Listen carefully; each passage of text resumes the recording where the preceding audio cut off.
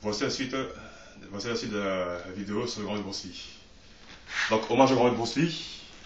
Donc voilà, c'est la partie avec son fils Brandon Lee. Et ce son entraînement.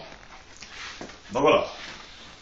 Donc Bruce Lee avait dit, je ne crois pas en la chance pure. Il faut créer sa propre chance. Il faut être conscient des circonstances favorables autour de toi et en profiter. La chance, ça signifie faire les choses sincèrement avec le cœur. Et il faut l'aide des autres pour réussir. Donc quand il dit l'aide des autres, il parlait des amis, des vrais amis, pas des gens qu'on connaît comme ça, des vrais amis. Donc voilà, donc le tournage du Front l'envers terminé, et Bruce étant une des vedettes les moins connues, il en a profité pour ouvrir le 3e institut Jeune Fu Gun Fu au 628 de College Street dans le Chinatown de Los Angeles, le 5 février 1967.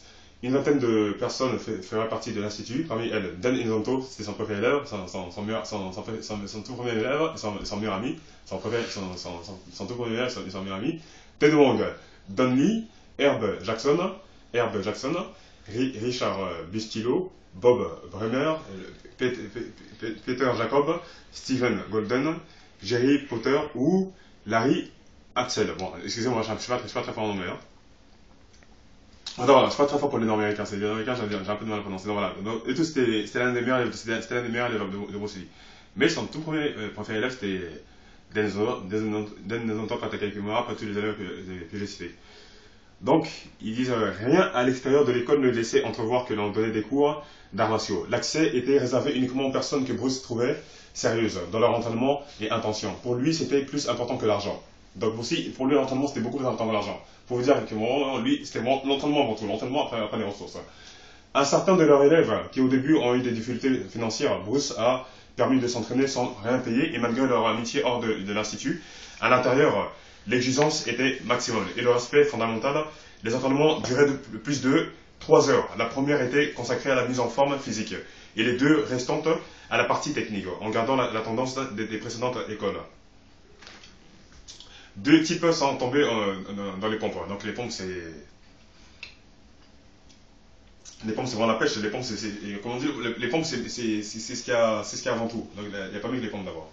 D'avoir les pompes après la muscu. Mais les pompes, ça donne du jus. Les pompes, ça donne du jus. La muscu, c'est bien parce que la muscu, ça donne des formes. La muscu, ça donne des formes. Mais les pompes, c'est vraiment pour avoir du jus, pour avoir la pêche. Donc les pompes, je vous conseille tous, faites des pompes régulièrement. La muscu, c'est bien la muscu. La muscu, c'est plus pour des formes, pour développer les pectoraux et tout.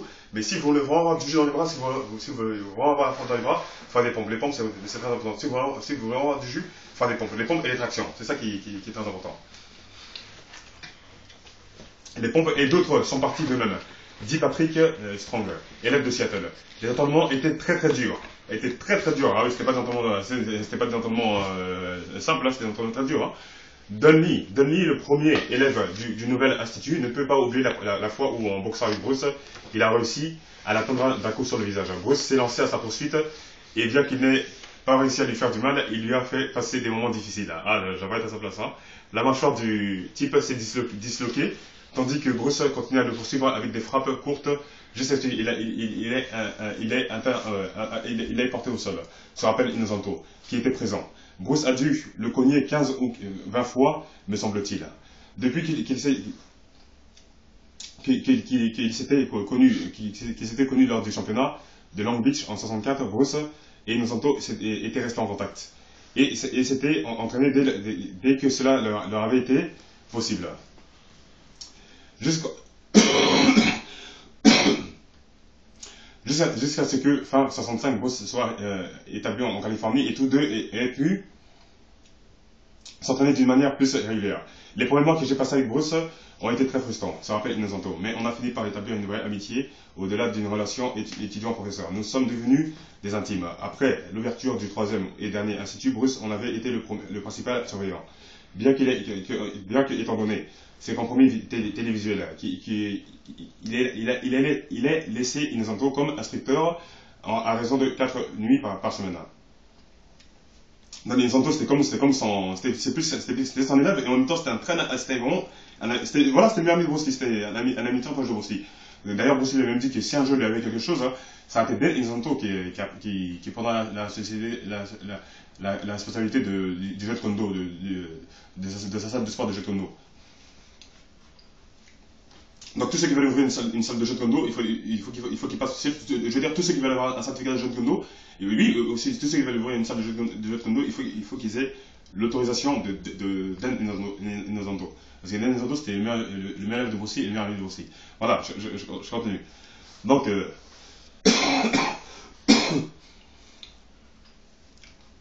alors, bon, excusez-moi, j'ai l'angine. Hein. Donc voilà, pour en venir au point de Bruce Lee. Donc, Sifu. Donc l'école.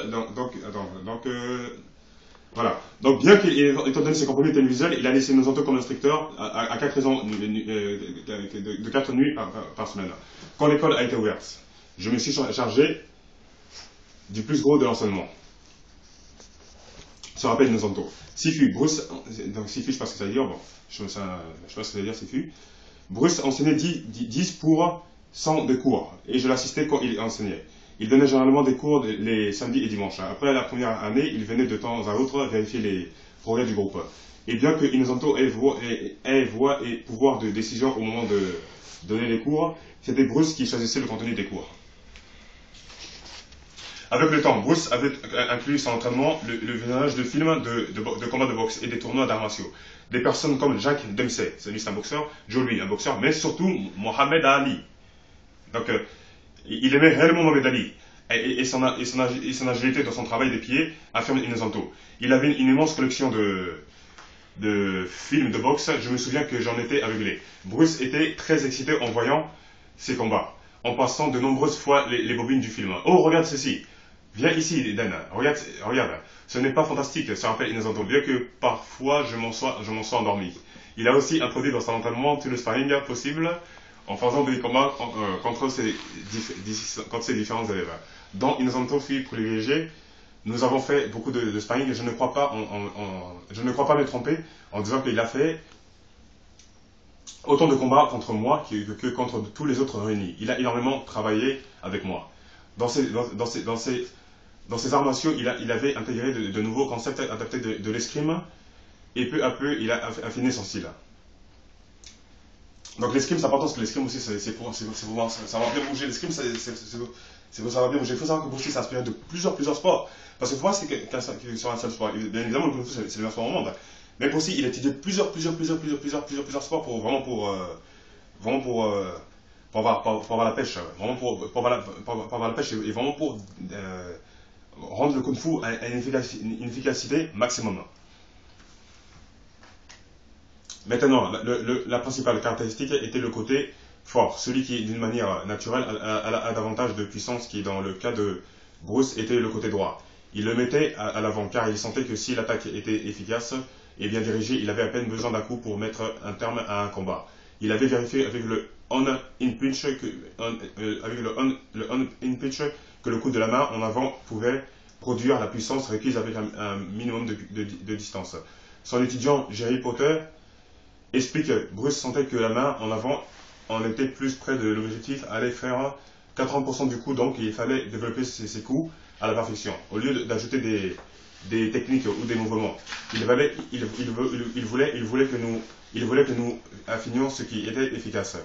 Il a aussi introduit les concepts d'interception avec cette même garde. Avant, point ou pied, de sorte que tandis qu'il déviait les coups de son adversaire, il continuait son mouvement sous forme d'attaque. Et le coup d'arrêt issu de l'escrime, qui consistait à effectuer une attaque, arrêtera l'adversaire avant que celui-ci puisse effectuer son mouvement. Finalement, une autre des grandes innovations que Bruce a introduite aussi à cette époque, il l'a emprunté à l'escrime, le rythme cassé, selon lequel on peut déterminer le rythme du mouvement de l'adversaire. En suivant son rythme, il commencera inconsciemment à combattre au même rythme que son adversaire. Il pourra ensuite modifier son propre rythme, cassant ainsi celui de son adversaire. L'application au combat du rythme cassé deviendra le leitmotiv de sa lutte contre Den Inosanto dans le jeu de la mort. Début 1967, son art martial avait tellement changé par rapport au Wing Chun original que Bruce décida de lui donner un nom propre, naissant ainsi le jeu de Kondo. Voilà, comme on vient de le parler. Littéralement la voie du point qui intersecte.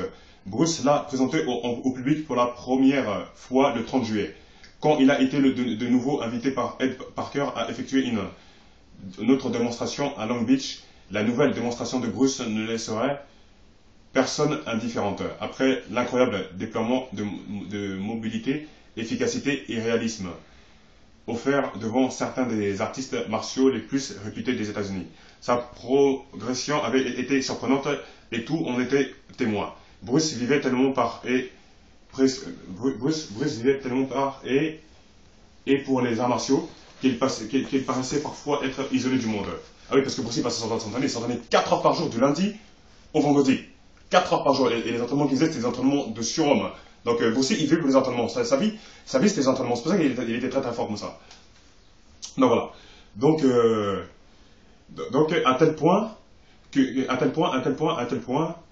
Linda, sa femme Linda, devait le ramener à la réalité. Je me souviens d'une fois où nous sommes allés à une festivité sur la plage.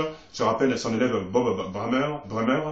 Tout le monde buvait de la bière et autres boissons. J'ai vu assis au milieu de ces gens Bruce et Linda. Bruce semblait jouer avec le sable. J'ai pensé, diable, les gens présents pourraient parler avec eux. Tous avaient l'esprit à la tête et peut-être ils ne voulaient parler de rien. Son esprit était comme arrêté dans une seule idée, les arts martiaux. Donc Bruce, il vivait dans le monde des arts martiaux, machallah. Mais non, c'est bien. Donc vraiment, pour dire, c'était le meilleur. C'était un très grand maître. Tu ne savais...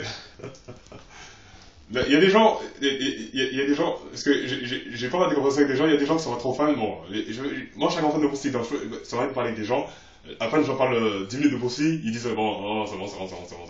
Comment on peut être fan d'un grand comme Bruce Lee? Bruce Lee, c'est un grand maître. Il faut.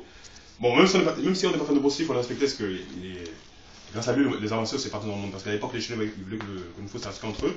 Mais Bruce Lee a dit non, le Kung Fu, faut le montrer à tout le monde. Il faut montrer le Kung Fu à tout le monde.